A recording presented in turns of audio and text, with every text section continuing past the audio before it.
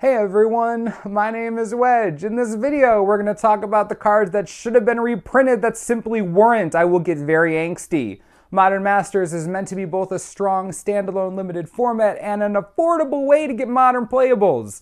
While there are many modern playable cards in Modern Masters 2015, there are also a ton of staples that were completely passed over.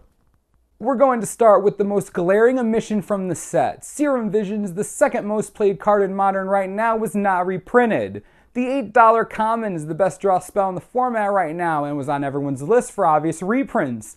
When asked about why the Visions wasn't included in the set, Mark Rosewater said that Scry wasn't a mechanic in Modern Masters. What? Really? That's your reasoning? You don't print the most expensive common in the format and the second most played card because it has Scry? No. Bad. Bad, Morrow. Now it is true, Serum Visions is back as an F&M promo in August, but come on. Like, that's really going to lower the price? No, not even a little bit. This card has to come back in a real set. Magic Origins, maybe? Someone save this from being a $10 common, please. Next up on the list is Axion Probe, another card in the top 10 most played cards in Modern. The Probe is sitting at around $2 right now, second most played draw spell in the format. You should reprint this.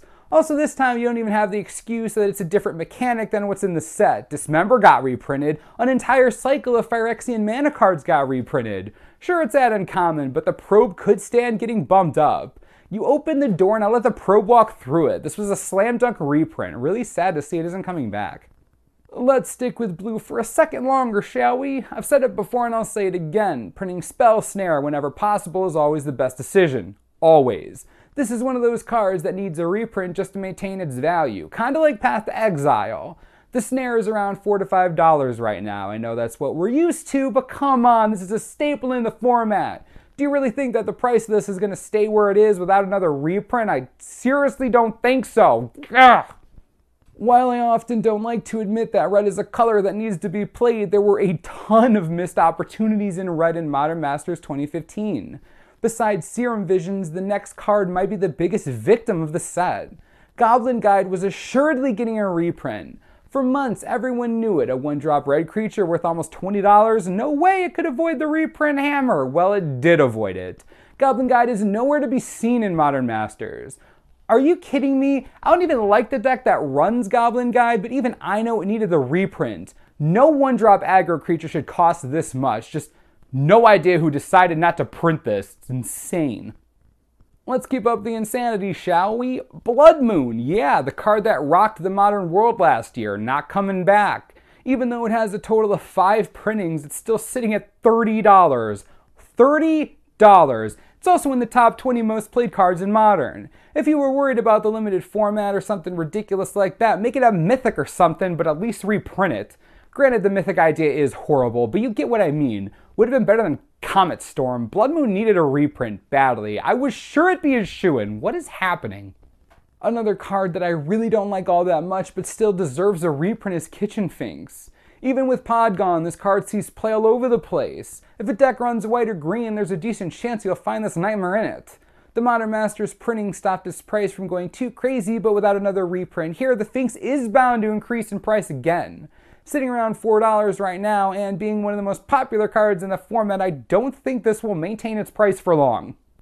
The last card I want to talk about, and by far the most affected by Modern Masters 2015, is Inkmoth Nexus.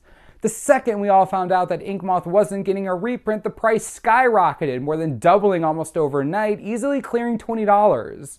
This was a perfect opportunity to reprint Inkmoth for the Infect and Affinity players. Now, I don't really like those decks, but I get that a lot of people do, and Inkmoth is a must-have. I mean, they even printed Inkmoth Nexus. They knew what they were doing. Inkmoth and non-Inkmoth, tisk, sirs and madams. Sure, Infect isn't in the set. I get that. But still, come on. One rare wouldn't have ruined the limited format in a reprint set designed to help Modern. This is the most obvious example of a missed opportunity. When you see a price spike like this right after a set is revealed, yeah, you made a boo-boo. Because Affinity players were already annoyed at how much Opals were. Enjoy the new Opal, Inkmoth Nexus, yuck. I hope you enjoyed this, I guess. Well, maybe I don't want you to enjoy it because it's filled with cards we wanted, but didn't get, huh? Anyways, let me know what you think in the comments. Which cards did you want reprinted that didn't get lucky? Let's all cry together. Oh my god, right? As always, subscribe for the latest and most reliable Magic the Gathering information you could ever need. This is the Manosaurus. I'm Wedge. Thanks for watching. We'll see you next time.